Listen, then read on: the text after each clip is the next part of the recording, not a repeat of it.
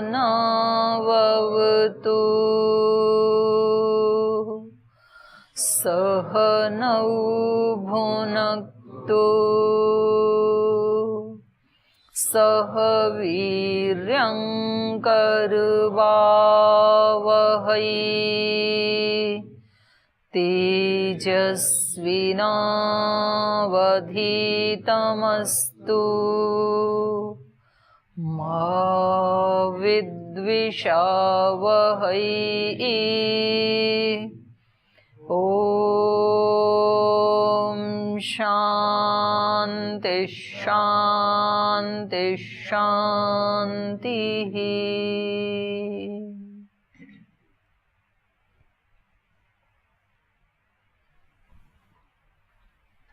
कल हम चर्चा कर रहे थे इसमें ब्रह्मचर्य के बारे में। उससे पहले अंतर हृदय के आकाश में जो उस सत्य को ढूंढ लेता है, सत्य को फिर इन्होंने डेफिनेशन दी थी, उसको निर्वचन किया था सत्यम, अर्थात जो हमारा आत्मा है वो सत्य है और वो एक सेतु का काम करता है। सत मतलब वहाँ ब्रह्म है और ति मतलब वहाँ पर मर्त्य संसार मरणशील और यम मतलब दोनों को जोड़ने वाला। तो ये आत्मा जो है ये इहलोक परलोक संसार ब्रह्म इन दोनों को जोड़ने वाला है। तो ये सेतु है, विधृति है, उन लोगों को बिखरने से ये बचा लेता है दोनों को। और इस सत्य को न जरा न मृत्यु न शोको न सुकृतम न दुष्कृतम तो सर्वे पाप मनो अतः निवर्तन्ते, सब पाप इससे निवृत्त रहते हैं। इसको ना कोई शोक होता है, ना कोई सुकृत, ना दुष्कृत, ना मृत्यु, ना जरा और ना ही काल इसको नष्ट कर सकता है। ऐसा है ये आत्मा। तो ये कल फिर बात चल रही थी कि इसको प्राप्त करने का उपाय क्या है। तो प्राप्त करने का उपाय क्या है? ब्रह्मचर्य। ब्रह्मचर्य के बिना वो नहीं मिलेगा, क्योंकि ब्रह्म तो ब्रह्मचर्य से ही मिलेगा। तो इसके लिए कोई प्रश्न आपके मन में है तो पहले पूछ लीजिए, फिर आगे चलेंगे। किसी की कोई शंका जिज्ञासा प्रश्न है? ओम दीदी प्रणाम जी। द्वैत और अद्वैत इसके बारे में थोड़ा समझ नहीं आता है। जैसे हम वैष्णव है तो वो द्वैत है कि अद्वैत? द्वैत और अद्वैत का ये है कि तीन प्रकार के मत हैं, द्वैत, अद्वैत और त्रैत, तीन हैं ये। जी। तो त्रैत में क्या? आत्मा, प्रकृति, परमात्मा। जी। और द्वैत में? द्वैत में एक पुरुष एक परम पुरुष, या प्रकृति और पुरुष। जी। और एक और बता रही थी अद्वैत। जी। तो उसमें कैसे? उसमें केवल पुरुष एक चेतन। जी। और एक और प्रश्न है, उदासीन और निर्विचार में क्या अंतर है? अगर हम निर्विचार में रहेंगे तो भौतिक जैसे बिजनेस करते हैं तो कैसे वो सफल होंगे उसमें? बिना सोचे, ऐसा कहा जाता है बिना सोचना सफलता का प्रतीक है, ना सोचना इसके विपरीत है, कैसे होगा? बिना सोचे तो ये भी नहीं होने वाला है। तो एक यंत्र जब ईश्वर ने दिया है, बुद्धि रूपी यंत्र, तो प्रयोग करने के लिए तो दिया है। तो ये थोड़ी है कि उसको यूज नहीं करना है। ये तो किसने बताया? जैसे वो श्रद्धेय चंद्र स्वामी जी हैं, वो मतलब निर्विचार में रहते हैं, उदासीन रहते हैं। उदासीन तो अलग होता है, उदासीन अलग स्थिति है, निर्विचार अलग स्थिति है, सुविचार अलग स्थिति है। उदासीन का मतलब होता है निर्लिप्त रहना, उसमें आसक्त न हो जाना, वो होता है उदासीन। जी। किसी भी वस्तु का या संसार का, व्यक्तियों का सदुपयोग तो करेंगे लेकिन उनमें आसक्त नहीं होंगे। ये होता है उदासीन भाव से उनका प्रयोग करना, उसको उदासीन कहते हैं। उत आसीन, उनसे ऊपर बैठ करके, वस्तुओं से ऊपर रह करके। तो देवी देवता जो है ना, उनको दिखाया है ना अलग अलग सवारियां उनकी, तो वो प्रतीक हैं वो सवारियां कि जैसे दुर्गा को शेर पे दिखाया तो शेर की तरह जो हिंसक और घातक हमारी वृत्तियां हैं जो हमारा नाश करने वाली हैं, तो दुर्गा वो है, आत्मा की शक्ति है वो कोई महिला का नाम नहीं है, हम सबकी आत्मा ही दुर्गा है। तो जो उन विकारों के ऊपर रहती है, उनको दबा के रखती है, हमारी आत्मा की उस शक्ति का नाम दुर्गा है। तो उदासीन उन वस्तुओं का प्रयोग करते हुए भी उससे ऊपर बैठना, उनको नीचे दबा के रखना मतलब उनसे अभिभूत नहीं होना, पराजित नहीं होना, आसक्त नहीं होना। और दूसरा था निर्विचार वैशारद्य अध्यात्म प्रसाद। निर्विचार की जो स्थिति है उसमें विशारदा आने पर, उसमें कौशल आने पर अध्यात्म का प्रसाद मिलता है। तो जब हम समाधि के लिए अष्टांग का पालन करते हैं, यम नियम आसन प्राणायाम प्रत्याहार धारणा ध्यान, तो धारणा एक स्थान पे अपनी चेतना को फोकस करना, और ध्यान है प्रत्यस्य एकतानता ध्यानम, एक ही विषय बार बार आ रहा है, जैसे ओंकार या सूर्य, कोई एक विषय आपने लिया, उसी का आप चिंतन करते चले जा रहे हैं। तो ध्यान एकतानता मतलब जैसे वो डालते हैं ना तेल की धारा, फिर वो टूटती नहीं है, तो एक ही तेल लगता है ऐसे जैसे एक ही धारा है, लेकिन धारा तो निरंतर बदल रही है। जो 1 सेकंड पहले जो तेल आया था वो अभी नीचे पहुंच गया, अभी दूसरा तेल आ रहा है, फिर वैसा ही तीसरा तेल, चौथा तेल, 5वां तेल, वो धारा बनी हुई है, पहचान नहीं सकते आप उसमें। जैसे गंगा बह रही है तो आपको लगता है कि ये वही गंगा है जो मैंने कल देखी थी, वो तो काफी दूर जा चुकी है। तो वैसा ही पानी उसका दोबारा और आ गया, उसके पीछे पीछे, उसके पीछे और आ गया, उसके पीछे और आ गया, इसको कहते हैं एकतानता। तो हमारे चित्त में कोई एक ही प्रकार का विचार चलता रहे, उसके बीच में कोई दूसरा बाधा ना डाले, ये है ध्यान। और वो विषय भी हट जाए, अभी तो एक विचार था, पहले बाकी विचारों को हटा के एक विचार को पकड़ा, ये ध्यान है जी। और वो विचार भी हटा दिया हमने, अब हमारी होगी निरुद्ध अवस्था, ये निर्विचार अवस्था है, मौन, जो कि जैसे कि सुषुप्ति में होते हैं हम, गाढ़ निद्रा में होते हैं ना, वो निर्विचार स्थिति जैसा है। लेकिन वहां तो प्रकृति की व्यवस्था से होते हैं हम निर्विचार, और योगी जागते हुए ऐसे बन जाता है, अपने ही प्रयास से तो बन सकते हैं। आधी सेकंड के लिए तो कभी भी कोई भी बन सकता है, फिर उसको 1 सेकंड करें, फिर उसको ऐसे बढ़ाते जाएं काल को। तो जैसे जैसे इस स्थिति को बढ़ाने में हमारी विशारदा होगी, हमारा कुशलता होगी, हम उसको बढ़ाते जाएंगे जैसे जैसे जी, वैसे वैसे हमें अंदर का प्रसाद मिलता जाएगा। तो ये नियम है, जिस चीज से आप हटेंगे तो दूसरी से जुड़ेंगे, जिससे जुड़ेंगे उसका आपको प्रतिफल मिलेगा, जिससे भी जुड़ेंगे। बुराई से हटेंगे, अच्छाई से जुड़ेंगे तो अच्छाई का क्या रिजल्ट है वो आपको मिलने लगेगा। अच्छाई से हटेंगे तो बुराई से जुड़ेंगे, क्योंकि चित्त को तो किधर ना किधर तो बहना ही है ना। चित्त नाम नदी उभय तो वाहिनी, वहती पुण्याय वहती च पापाय। चित्त नाम की जो नदी है ये उभय तो वाहिनी है, दोनों तरफ बहने वाली है। ये पाप की तरफ भी बहती है, पुण्य की तरफ भी बहती है। यदि आपने पुण्य की तरफ से डैम बना दिया तो फिर पापों की तरफ बहेगी, और यदि आपने उधर से बैरिकेड लगा दिया पाप की तरफ तो फिर पुण्य की तरफ बहेगी। एक तरफ तो चित्त को बहना ही है ना। तो यदि हमने पहले ध्यान के समय में बाकी के सब विचारों को हटाया, एक सुविचार को उठाया, तो वो ध्यान है, एकतानता, एक ही विचार की, और उसको भी रोक दिया तो ये हो गया निर्विचार अवस्था। और उसको बढ़ाते गए तो फिर हमें आध्यात्मिकता का अनुभूति होने लग जाएगी अपने अंदर की, तो ये होगी निर्विचार। तो 3 स्थिति बताई थी मैंने, सुविचार, निर्विचार, उदासीन, 3 आपने पूछी थी जी। तो ये तीनों अलग अलग हैं। अब आपका कहना है कि अध्यात्म को तो सभी को प्राप्त करना है, चाहे वो ब्रह्मचारी हैं, सन्यासी हैं या कोई बिजनेस व्यापार करने वाले हैं। तो आप कह रहे हो जब वो बिजनेस व्यापार आदि करेंगे और उसका चिंतन मनन करेंगे तो उनको समाधि की प्राप्ति नहीं होगी, तो वो कैसे करें, ये है ना आपका प्रश्न। जी जी। तो ये चिंतन विचार में मस्तिष्क है, बुद्धि है, तो विचार तो करना ही है, लेकिन ये इसमें कोई वहां शर्त नहीं लगा रखी है कि बिजनेस व्यापार का यदि विचार किया तो उसको समाधि नहीं मिलेगी, और किसी ने गीता जी के श्लोक पे चिंतन किया तो उसकी समाधि लगेगी, ऐसा नहीं है। कोई भी एक विचार, इसलिए समाधि भी तो कई प्रकार की बताई है ना योग दर्शन में। संप्रज्ञात समाधि कितने प्रकार की हैं? 4 प्रकार की तो वहां एक ही सूत्र में है। और उसके बाद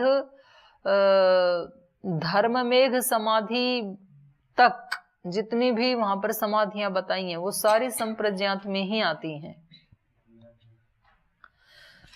तो ये बिजनेस व्यापार में भी समाधि लग सकती है और कोई उसमें दोष नहीं है, बशर्ते कि वो बिजनेस व्यापार किसके लिए हो? सेवा के लिए हो, दूसरों के परोपकार के लिए हो। सेवा मतलब उसमें किसी की हानि ना हो। तो धन तो भगवान की एक शक्ति है, तो धन में समाधि लगाने में क्या दोष है? धन तो तब हमारे लिए दोषी बनता है जब हम उसका दुरुपयोग करते हैं, और धन के बिना जीवन चल सकता है क्या? आप जिस ब्रह्मचर्य की दीक्षा लेके जिस ज्ञान का आप अर्जन कर रहे हैं जिस छत के नीचे, वो छत धन से ही बनी है। अगर वो धन नहीं कमाया जाता तो आज आप ये शिक्षा ग्रहण नहीं कर रहे होते। और जिस वैदिक चैनल के माध्यम से आपकी ही कक्षा को हजारों लोगों तक पहुंचाया जा रहा है, उस टेक्नोलॉजी का प्रयोग करने के लिए, उस चैनल को चलाने के लिए धन की ही आवश्यकता होती है। यदि धन नहीं हो तो बस फिर ये ज्ञान यहां तक ही रहेगा, किसी दूसरे के पास नहीं जा सकता है। इसलिए धन कमाने की या बिजनेस व्यापार करने की निंदा नहीं है, वो कोई दोष नहीं है। दोष हमारे भाव में या विचार में या संकल्प में नहीं आना चाहिए। यदि हमारे संकल्प दोष पूर्ण है, यदि हमारे विचार दोष पूर्ण हैं, यदि हमारे भाव दोष पूर्ण हैं, तो फिर चाहे हम गीता भी पढ़ रहे हैं। आज ही हम सुबह एक पाठ पढ़ रहे थे, स्थिरता अष्टकम, स्थिरता के 8 उसमें श्लोक हैं। तो उसमें एक श्लोक आ जाया था कि बाहर से मान लो कोई वो कर भी रहा है, ऐसे बैठा है समाधि लगा के, ध्यान लगा के, लेकिन अंदर चित्त में यदि स्थिरता नहीं है तो वो ऐसे हो जाएगा जैसे मान लो किसी व्यक्ति को शूल लगा था, त्रिशूल युद्ध में उसके सीने में, और हम बहुत अच्छी आयुर्वेद की औषधियों का उसको खिला रहे हैं उस रोगी को, और शूल को हमने निकाला नहीं, और फिर हम कहेंगे कि ये औषधियां तो निरर्थक हैं, कुछ काम ही नहीं कर रही। तो वहां यदि औषधियां निरर्थक हो रही हैं तो वहां औषधियों का दोष नहीं है, दोष हमारा है, क्योंकि हमने अभी शूल को निकाला ही नहीं। पहले शूल को निकालना चाहिए, फिर वहां लेप करना चाहिए, फिर खिलानी चाहिए औषधियां, तभी तो वो परिणामदायी नहीं होंगी ना। और हमने उसको तो निकाला नहीं जो मेन था, दर्द की जड़ थी जो, और वैसे ही उनको खिलाए जा रहे हैं और हम कह रहे हैं कि ये तो निरर्थक हैं ये दवाइयां। तो फिर ये दवाओं का दोष नहीं है। तो यदि हमने चित्त में तो स्थिरता लाई नहीं, चित्त को तो शिव संकल्प से युक्त किया नहीं, और बाहर से हम प्राणायाम भी कर रहे हैं, कपालभाति भी कर रहे हैं, आधा घंटा बैठने के लिए समय भी दे रहे हैं, लेकिन फिर हम कहें कि इन विधियों से हमारे जीवन में तो कोई परिवर्तन आया नहीं, हमें तो कोई विशेष उपलब्धि मिली नहीं, तो उसमें इन क्रियाओं का दोष नहीं है। दोष ये है कि हमने अपने अंदर की अस्थिरता को अभी समाप्त नहीं किया, चंचलता को समाप्त नहीं किया। तो शूल चंचलता है, और यदि स्थिरता आ जाए चित्त में, चित्त स्थिर हो गया, तो फिर बिजनेस व्यापार करते समय भी, एक दिन मैंने कहानी सुनाई थी आपको तुलाधार की, तो वो दिन भर बिजनेस ही करता था तुलाधार, लेकिन उसका ध्यान जो है ना वो तराजू के बीच में जो डंडी होती है उस पे रहता था, कि जैसे ये समता में रहती है तो ये निर्दोष तराजू होती है। जब वो सेंटर में रहती है, इधर उधर झुकेगी तो वो उस समय मतलब वो ठीक तोल नहीं माना जाएगा। निर्दोष तोल वो ही माना जाएगा जब वो सेंटर में रहती है। तो मेरा चित्त भी ऐसे रहे ईश्वर के साथ जुड़ा हुआ, वो निर्दोष स्थिति है। इधर उधर ये जाता है चित्त कभी, तो ये दोषपूर्ण स्थिति है। तो वो उसी को देखता रहता था पूरे दिन भर। तो व्यापार करते समय भी उसने वो स्थिति प्राप्त की जो एक जाजली मुनि ने कई वर्षों तप करके हिमालय में तप प्राप्त की थी। तो मन में यदि स्थिरता है तो वहां एक श्लोक आज बता रहे थे, प्रदीप रत्न, प्रदीप रत्न यदि कहीं रखा हुआ है तो वहां अनेक प्रकार के दीपक जलाने की आवश्यकता नहीं है। वो अंधकार में भी रखेंगे ना।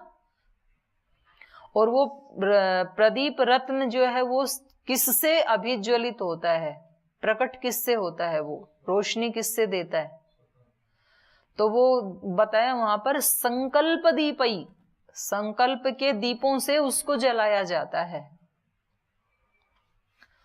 तो ये रत्न प्रदीप क्या है? रत्न एवं प्रदीप, रत्न ही प्रदीप। मान लो कोई चमकीला रत्न है और उसको आपने कहीं अंधेरे में रख दिया, तो अब आपको कोई दिया जलाने की आवश्यकता नहीं है। ना तेल की जरूरत है, ना बाती की जरूरत है, ना दिया सलाई की जरूरत है, कुछ जरूरत नहीं है, अपने आप ही प्रकाश हो जाएगा वहां पे। तो ऐसे ही यदि आत्मा में स्थिरता प्रतिष्ठित हो गई है, ब्रह्मचर्य प्रतिष्ठित हो गया है, तो अब आपको ऐसे बैठने की भी आवश्यकता नहीं है। अब आप बिजनेस करते हुए भी, सारे दिन भर के अपने लोक व्यवहार निभाते हुए भी, सेवा करते हुए भी आप कैसे रहेंगे? निर्दोष ही रहेंगे, समाधि में ही रहेंगे, ध्यान में ही रहेंगे। क्योंकि आपने अपने अंदर के रत्न दीप को प्रज्वलित कर लिया। किससे? संकल्प दीपई ही, संकल्प के दीपों से। संकल्प की बहुत बड़ी महिमा है। कोई शेर निकला एक दिन अपने वहां से मांद में से, और उसको सुबह सुबह थोड़ा भूख लगी तो चलो नाश्ता कर लेते हैं। तो जैसे उसने अंगड़ाई लेके कदम बढ़ाए तो सामने एक वो दिखा खरगोश। तो उसने सोचा कि चलो है तो लाइट ही आज का नाश्ता, आटा नूडल जैसे है, तो चलो। उसका नियम ये था जो पहला प्राणी दिख गया वो ही उसका नाश्ता होगा उस दिन का। उसने देखा खरगोश है तो चलो कोई नहीं, आज थोड़ा खा लेते हैं, लाइट ब्रेकफास्ट ले लेते हैं।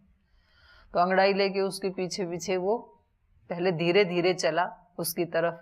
खरगोश ने भी देख लिया कि ये किस नेक इरादे से आ रहा है मेरी तरफ, छोड़ेगा नहीं आज तो उसने पूरे संकल्प से जी जान लगा दिया। आगे आगे खरगोश दौड़ रहा है, पीछे पीछे शेर दौड़ रहा है। और कुछ दूरी तक ऐसे दौड़ते दौड़ते एक स्थान ऐसा आया जहां जाके खरगोश अपने बिल में घुस गया और शेर की सांस फूल गई। अब वो बिल में कैसे घुसे, मान में कैसे घुसे उसके खरगोश के? तो उसको बड़ा गुस्सा आया, क्योंकि जंगल का राजा आज तक तो कभी पराजित हुआ नहीं, और आज सुबह सुबह ब्रेकफास्ट का टाइम, और वो भी एक छोटे से प्राणी से पराजित हो गया। तो उसने कहा कि भाई मैं पराजित तो हो गया, पर तू मेरे को एक बात बता दे कि आज तक ऐसा नहीं हुआ तो आज ये ऐसा कैसे हो गया? तू मेरे को अंदर से ही उत्तर दे दे। मैं तेरे को मार तो सकता नहीं, अब मारूंगा भी नहीं, लेकिन मैं ये जानना चाहता हूं कि तू भी दौड़ रहा था, मैं भी दौड़ रहा था, तो तू अपने लक्ष्य को प्राप्त कर गया, मैं क्यों नहीं कर पाया? तो उसने अंदर से ही उसको बताया। बोले जंगल के राजा, दौड़ तो हम दोनों ही रहे थे, लेकिन आपके दौड़ने का प्रयोजन और मेरे दौड़ने का प्रयोजन, आपका संकल्प और मेरा संकल्प बिल्कुल अलग अलग थे। जमीन आसमान का अंतर था आपके और मेरे संकल्प में। आपका संकल्प क्या था? एक टाइम का ब्रेकफास्ट, उसी प्रयोजन से आप तो दौड़ रहे थे। और मेरा प्रयोजन तो था मेरे जीवन को बचाना। मेरा तो जीवन दाव पे लगा था, आपका तो नाश्ता दाव पे लगा था केवल। तो प्रयोजन में कितना अंतर है ना। तो मैं तो अपना जीवन बचाने के लिए दौड़ रहा था, आप तो केवल नाश्ते के लिए दौड़ रहे थे। तो हम सभी पढ़ते हैं गुरुकुल में, हम सभी परीक्षा देते हैं, हम सभी वही जीवन जी रहे हैं, सभी ने ब्रह्मचर्य का या सन्यास की दीक्षा ली है। प्रयोजन अलग अलग हैं सबके, और जिसका जो प्रयोजन है उसको तो रात दिन वो लगन लगी रहेगी। अब जिसका प्रयोजन ही ये है कि भाई ठीक है अपने दाल के कटोरे पियो, दाल चावल खाओ, रोटी खाओ, अब थोड़ा बहुत अपने पूजा पाठ कर लो, हवन संध्या कर लो, जितना आ जाए उतना पढ़ लो, सुख से जिंदगी गुजर बसर हो रही है ना, आगे ज्यादा सोचने की जरूरत क्या है। तो वो उसको उतनी ही उपलब्धि होगी, फिर वो कभी भी मतलब स्पेशल नहीं बन पाएगा, कोई ऐसे रत्न प्रदीप जैसे नहीं बन पाएगा। और जिसका संकल्प ये है कि इन सब के माध्यम से, कितने तो ऋषि होते आए आज तक, तो आगे भी तो होंगे। ऋषि भी रीड्यो नूतनैरुत, अग्नि ही पूर्वे भी ऋषि भी रीड्यो नूतनैरुत है, दूसरा ही मंत्र है ना ऋग्वेद का। इस ये जो अग्नि है, ये जो ब्रह्म है, ये पूर्वे भी ऋषि भी रीड्यो, पूर्व के ऋषियों के द्वारा स्तुति किया गया, उत नूतनई, और नूतन ऋषियों के द्वारा भी। तो इसका मतलब वेद का ही आदेश है कि ऋषि प्राचीन भी थे, आज भी हैं, और आगे भी नवीन होते रहेंगे, नूतन ऋषि भी बनते रहेंगे। तो जब नूतन ऋषि बनते ही रहेंगे तो कोई ना कोई तो बनेगा ही ना, तभी तो परंपरा चलेगी। आज तक भी चली है, आगे भी चलेगी, कोई तो बनेगा। तो जब कोई ना कोई बनेगा तो मैं क्यों नहीं बन सकता? बड़े काम कोई ना कोई तो करते रहे हैं सृष्टि में, आज भी हो रहे हैं, आगे भी करते ही रहेंगे। रामकृष्ण चले गए यहाँ से, अर्जुन, अभिमन्यु, भीम चले गए, तो क्या बड़े काम होने बंद हो गए? हो ही रहे हैं ना सृष्टि में, आगे भी होंगे, आगे भी होंगे। तो उसमें मेरा नाम क्यों नहीं आ सकता है? ऐसा जिसका प्रयोजन होगा तो फिर वो उतने ही वेग से अपनी साधना में संकल्प के अनुसार ही उसका फिर रत्न प्रदीप जो है वो प्रज्वलित होगा। तो संकल्प में और प्रयोजन में बल होता है वास्तव में। तो जो ब्रह्मचारी ने प्रश्न पूछा कि जी सब कोई तो चाहिए, तो जो बिजनेस व्यापार करते हैं, दुकान चलाते हैं, नौकरी करते हैं, ऑफिस में जाते हैं, उनका उद्धार कैसे होगा? उद्धार तो हो जाएगा, वो प्यास चाहिए, और प्यास नहीं है तो ब्रह्मचारी सन्यासी बनके भी, यहाँ कितने सन्यासी हैं हरिद्वार में। किसी दिन जाके देखना शाम के समय जब वो चाय लेने के लिए अपना कमंडल उठा के बाहर जाते हैं, तो जैसे तो वो मतलब फैक्ट्री में से निकले हो ना एम्प्लॉइज, हजारों हजारों कई हजार साधु हैं हरिद्वार में ही, लेकिन कितने लोगों ने कोई देश के लिए या धर्म के लिए कोई बड़ा काम किया, या मानवता के लिए कितना बड़ा काम किया? ऐसे कितने हैं? और ऐसे ही पूरे देश में, दुनिया में। तो आप ये चिंता ना करो कि उनका कैसे होगा, हमें ये है कि मेरा क्या होगा।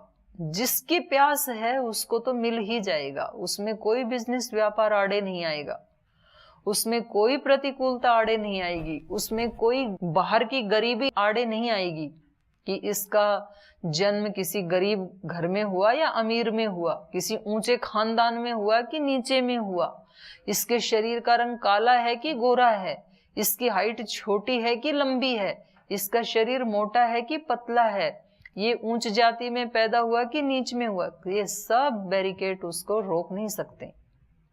वो जहां कहीं भी पैदा हुआ हो, जहां कहीं भी आज है, जो कुछ भी वो कर रहा है, कर्म छोटे बड़े नहीं होते, उन कर्मों को करने के भाव छोटे बड़े होते हैं, उन कर्मों को करने के संकल्प छोटे बड़े होते हैं।